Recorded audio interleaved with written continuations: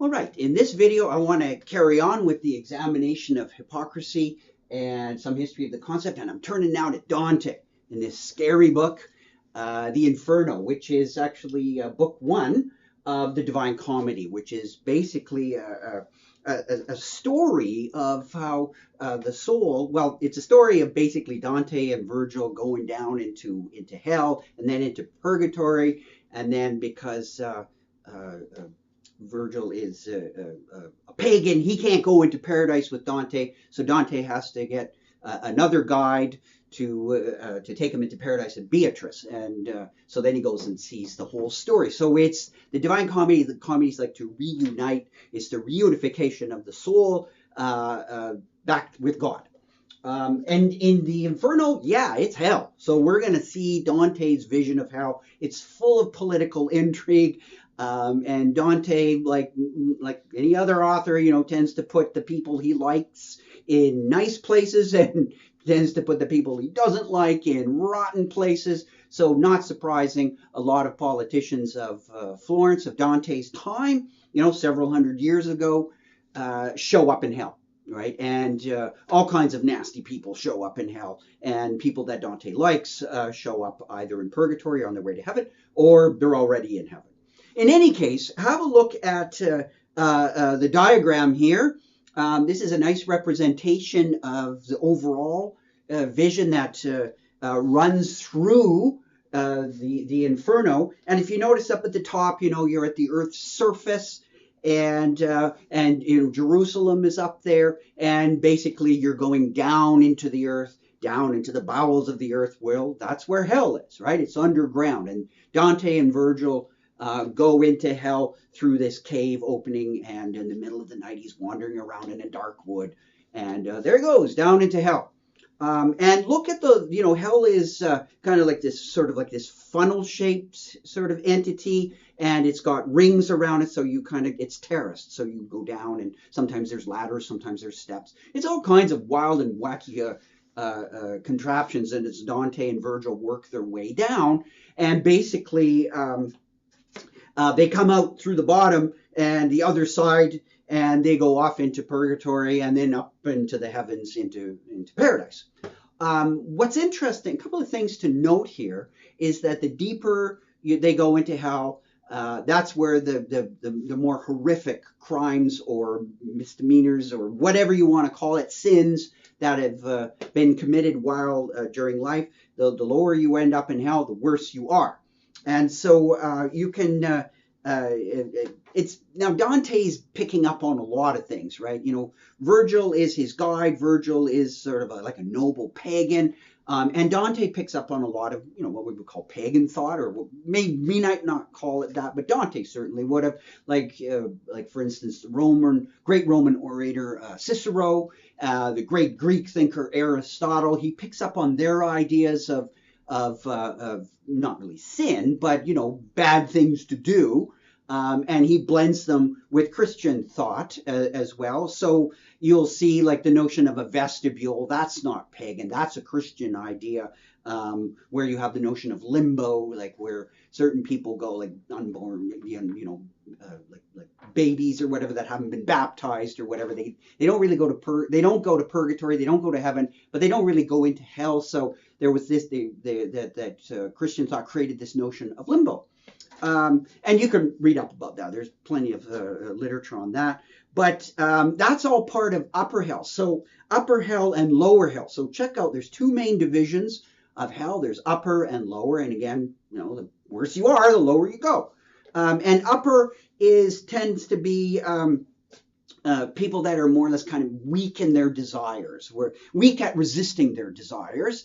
And these are kind of like self-indulgences, and these cause damage mostly to the self. So kind of a self-destruction that's done through your weakness, right? And so you didn't work hard enough to overcome your weakness or whatever. But maybe you weren't all that rotten to other people, but you're damaging to the self. It's kind of a thoughtlessness, which is not a good thing, but nonetheless, it's enough to get you in hell. But it doesn't send you down to the worst places of hell, but you're there for eternity, so it's not a great deal after all. There's some thought in the causing of damage, but not that much. It's largely kind of on the level of animals, right? You're kind of like living like an animal, sort of self-indulgent. So the lustful, it's incontinence, the lustful, the gluttonous, hoarders, wrathful, slothful types. Dante maps it all out where you're going to go depending on the kinds of sins you've committed. And again, you can find stuff like this kind of in Aristotle and Cicero as well. Then later on, as you go lower, there's the region of lower hell. So lower hell is divided into two regions, kind of an upper lower hell and a lower hell. And in the upper one it's interesting because that's violence, right? So the realm of the violent comes after the incontinent, but before that of malice, right? So malice is worse than violence. And why is that? Like, we normally think that physical violence is the worst. Well, yeah, you can make that argument. Certainly that's the way moderns would think of it. But in Dante's notion, again, building on Aristotelian thought and that of Cicero, simple force using force, directing force, using it for damage is kind of like rendering us on the level of animals, right? It's kind of a thoughtlessness. A use of force is a thoughtless way. So when you damage someone with the use of force, you're not necessarily damaging them mentally, you're damaging physically. So everything's on the physical level. Now you might want to argue, wait a second, you can't damage on the physical level without damaging in other ways. But the damage is primarily inflicted through the physical. So that is sort of an animalistic kind of damage.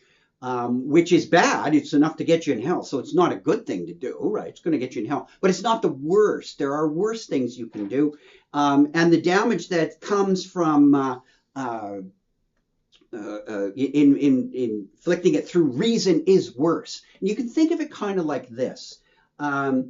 If somebody you knew, like a good friend of yours, and you had an argument with them, and they got mad at you, lost their temper, and maybe shoved you, did something physical, that would be that's bad. Of course, that's unacceptable or whatever. But if you found out that a friend, let's say, didn't do something like that, like in sort of a heated moment, got angry, but methodically went about and was betraying you and saying bad things about you behind your back and trying to get you fired or trying to get you in trouble and all that, which one you might think is a worse thing? Sort of the momentary, sort of, kind of angry act that's like physical force, or this thought out, reasoned attack on you, and maybe also this friend of yours, they attacked you directly, but they did it through reason because they tried to undermine your self-confidence and basically destroy your whole notion of meaning in life. I know it's a little bit heavy-handed, but that's Dante's point, is that an attack made by force is not going to be as bad, really, overall, as an attack through reason. And that's kind of where you can see Kant's notion of the really serious ethical transgressions are not necessarily the empirical ones. They're the ones that destroy meaning. That's what Kant's categorical imperative is all about, is that it's the destruction of meaning. Sometimes today we might say, if we look at it that way, we might say, well, it wasn't physical abuse. It went beyond that into gaslighting and destroying someone's self-esteem and, going way further to basically render someone falling into despair.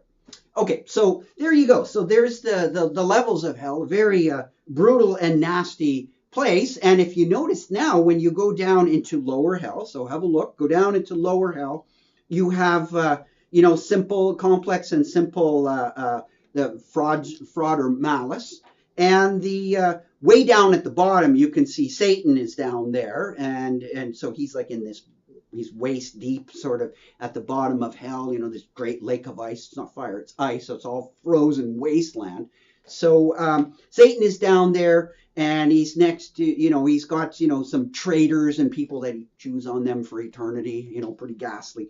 But down at the bottom, pretty close to that, within eyesight of Satan, right next to him, pretty close, you see the hypocrites. So the hypocrites are down there, right next to people like thieves and deceivers, sowers of discord, people who are consciously going in and trying to rile people up, to cause people to do bad things, falsifiers. So people that are using reason to try and achieve destructive ends.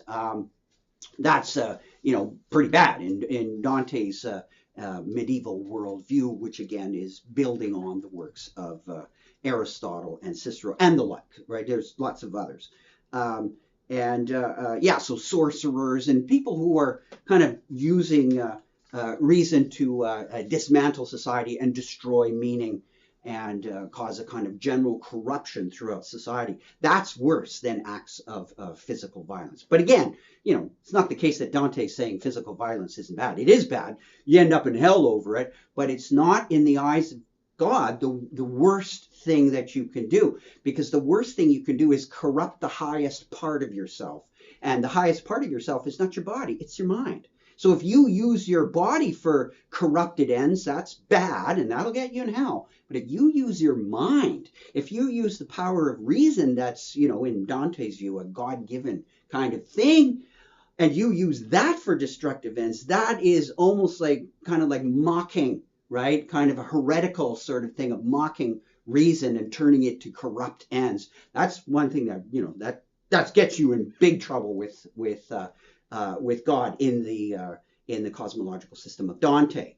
So, and that's why you end up lower down. And then, of course, when you're an ultimate betrayer and treason, that's like the worst thing, right? You're corrupting the whole state. Or, of course, with Judas, he was a traitor to Jesus. So you don't get much worse than that in the medieval system.